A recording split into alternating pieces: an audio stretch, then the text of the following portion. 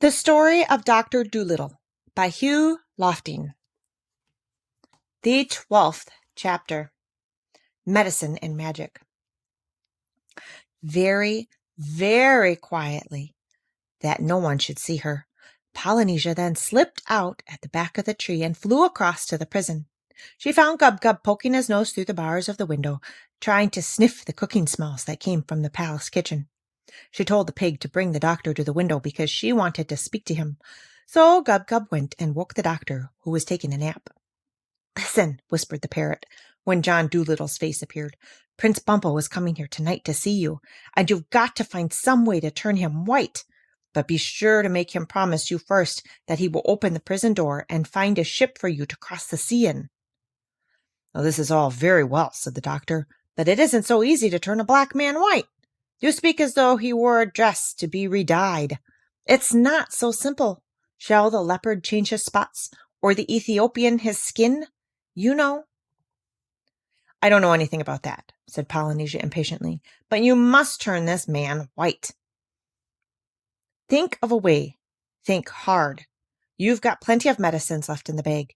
He'll do anything for you if you change his color.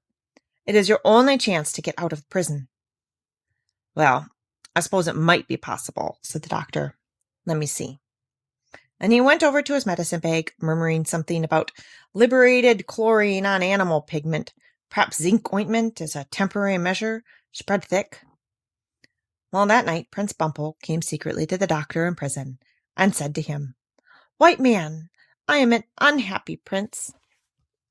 Years ago, I went in search of the Sleeping Beauty whom I had read of in a book, and having traveled through the world many days, I had at last found her and kissed the lady very gently to awaken her, as the book said I should. 'Tis true indeed that she awoke, but when she saw my face, she cried out, 'Oh, he's black!' And she ran away and wouldn't marry me, but went to sleep again somewhere else.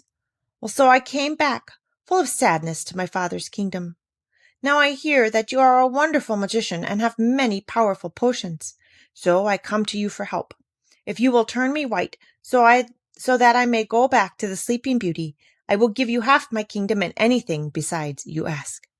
"Prince Bumpo," said the doctor, looking thoughtfully at the bottles in his medicine bag, "supposing I made your hair a nice blonde color, would not that do instead to make you happy?" "No," said Bumpo, "nothing else will satisfy me. I must be a white prince." "You know, it is very hard to change the color of a prince," said the doctor. "One of the hardest things a magician can do. You only want your face white, do you not?" "Yes, that is all," said Bumpo, "because I shall wear shining armor and gauntlets of steel, like the other white princes, and ride on a horse." "Must your face be white all over?" asked the doctor. "Yes, all over," said Bumpo, "and I would like my eyes blue, too, but I suppose that would be very hard to do." "Oh, yes, it would," said the doctor quickly. "Well, I will do what I can for you. You will have to be very patient, though. You know with some medicines you can never be very sure. I might have to try 2 or 3 times. You have a strong skin, yes? Well, that's all right. Now come over here by the light. Oh, but before I do anything, you must first go down to the beach and get a ship ready with food in it, and to take me across the sea. Do not speak a word of this to anyone. And when I have done as you ask, you must let me and all my animals out of prison. Promise by the crown of Joliginki." So the prince promised, and went away to get a ship ready at the seashore. When he came back and said that it was done, the doctor asked Dab-Dab to bring a basin. Then he mixed a lot of medicines in the basin and told Bumpo to dip his face in it. The prince leaned down and put his face in, right up to his ears. He held it there a long time, so long that the doctor seemed to get dreadfully anxious and fidgety, standing first on one leg and then on the other, looking at all the bottles he had used for the mixture and reading the labels on them again and again. A strong smell filled the prison, like the smell of brown paper burning. At last the prince lifted his face up out of the basin, breathing very hard, and all the animals cried out in surprise, for the prince's face had turned as white as snow, and his eyes, which had been mud-colored, were a manly gray. When John Dolittle lent him a little looking-glass to see himself in, he sang for joy and began dancing around the prison. But the doctor asked him not to make so much noise about it, and when he had closed his medicine bag in a hurry, he told him to open the prison door. Bumble begged that he might keep the looking-glass, as it was the only one in the kingdom of Jolaginki, and he wanted to look at himself all day long. But the doctor said he needed it to shave with. Then the prince, taking a bunch of copper keys from his pocket, undid the great double locks, and the doctor with all his animals ran as fast as they could down to the seashore, while Bumble leaned against the wall of the empty dungeon, smiling after them happily, his big face shining like polished ivory in the light of the moon. When they came to the beach, they saw Polynesia and Chi-Chi waiting for them on the rocks near the ship. "I feel sorry about Bumble," said the doctor. "I'm afraid that medicine I used will never last. Most likely he will be black as ever when he wakes up in the morning. That's one reason why I didn't like to leave the mirror with him. But then again, he might stay white. I had never used that mixture before. To tell the truth, I was surprised myself that it worked so well. But I had to do something, didn't I? I couldn't possibly scrub the king's kitchen for the rest of my life.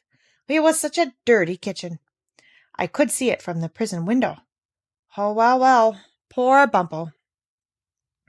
"Oh, of course, he will know we were just joking with him," said the parrot. They had no business to lock us up," said Dab-Dab, waggling her tail angrily. "We never did them any harm. Serve him right if he does turn black again. I hope it's a dark black."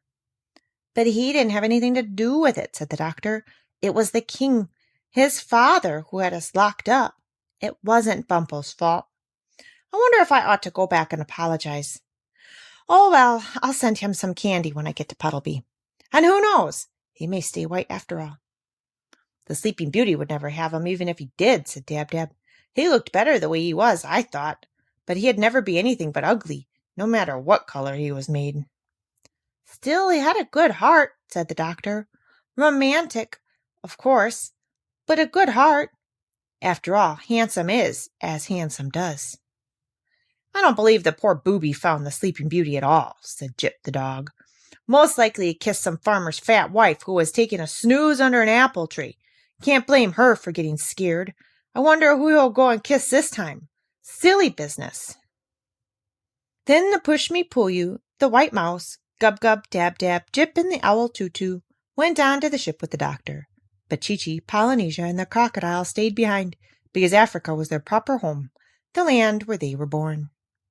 And when the doctor stood upon the boat, he looked over the side across the water, and then he remembered that they had no one with them to guide them back to Puddleby. The wide, wide sea looked terribly big and lonesome in the moonlight, and he began to wonder if they would lose their way when they passed out of sight of the land. But even while he was wondering, they heard a strange whispering noise, high in the air, coming through the night, and the animals all stopped saying goodbye and listened. The noise grew louder and bigger. It seemed to be coming nearer to them, a sound like the autumn wind blowing through the leaves of a poplar tree or a great, great rain beating down upon a roof. And Jip, with his nose pointing straight and his tail quite straight, said, "Birds! Millions of them, flying fast, that's it!" And then they all looked up, and there, streaming across the face of the moon, like a huge swarm of tiny ants, they could see thousands and thousands of little birds. Soon the whole sky seemed full of them, and still more kept coming, more and more. There were so many that for a little while they covered the whole moon so it could not shine, and the sea grew dark and black, like when a storm cloud passes over the sun. And presently all these birds came down close, skimming over the water and the land, and the night sky was left clear above, and the moon shone as before. Still, never a call, nor a cry, nor a song they made. No sound but this great rustling of feathers, which grew greater now than ever. When they began to settle on the sands along the ropes of the ships, anywhere and everywhere except the trees, the doctor could see that they had blue wings and white breasts and very short feathered legs. As soon as they had all found a place to sit, suddenly there was no noise left anywhere. All was quiet, and all was still. And in the silent moonlight, John Dolittle spoke. "I had no idea that we had been in Africa so long. It will be nearly summer when we get home, for these are the swallows going back. Swallows, I thank you for waiting for us. It is very thoughtful of you. Now we need not be afraid that we will lose our way upon the sea. Pull up the anchor and set the sail." When the ship moved out upon the waters, those who stayed behind, Chi-Chi, Polynesia, and the crocodile, grew terribly sad, for never in their lives had they known anyone they liked so well as Dr. John Dolittle of Puddleby-on-the-Marsh. And after they had all called good-bye to him again and again and again, they still stood there upon the rocks, crying bitterly and waving till the ship was out of sight.